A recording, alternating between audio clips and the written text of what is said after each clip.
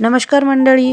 तर अशी बेसन बर्फी तुम्ही कधीच खाल्ली नसेल, म्हणून मी माझ्या यूट्यूब फॅमिलीसोबत ही नवीन रेसिपी शेअर करणार आहे. चला तर बघूया आपण ती रेसिपी मी कशी बनवली आणि कशा प्रकारे बनवली आहे.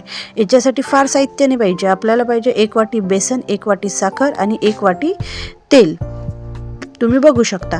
त्यानंतर काय करायचं आहे, सर्वप्रथम आपण 1 वाटी बेसन आणि तेवढंच तेल याचं मिश्रण करून घ्यायचं आहे. मिश्रण हे एकदम पातळी नको आणि एकदम घट्ट पण नको, हे मीडियम टाईपचं असायला पाहिजे.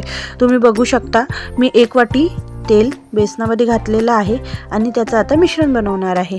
त्या मिश्रणची कन्सिस्टन्सी पण तुम्ही पाहू शकता. याला असं पूर्ण असं एकजीव करून घ्यायचं आहे.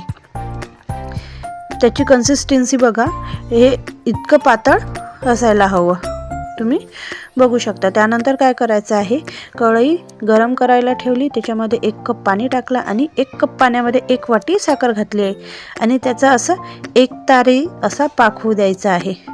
हा पाक जास्त घट्ट पण नको आणि जास्त पातळ पण नसो, असा मीडियम साईजचा तो पाक होऊ द्यायचा आहे. तो पाक शिजला की त्याच्यामध्ये टाकायचं आपण जे मिश्रण तयार केलं होतं बेसन आणि तेलाचं. ते बेसन आणि तेलाचं मिश्रण त्यामध्ये टाकलं की त्याला असं घट्टसर येऊ द्यायचं आहे. घट्टसर आल्यानंतर त्याला प्लेटला तेल लावायचं आहे आणि हे जे मिश्रण आहे हे त्या प्लेटमध्ये टाकायचं आहे आणि त्याच्या वड्या पाडून घ्यायचा आहे. बघा, ही बर्फी तयार आहे आणि पेढ्याला सुद्धा ही बर्फी फेल पाडेल. तुम्ही एकदा ही रेसिपी नक्की ट्राय करा, तुम्हाला नक्की आवडेल.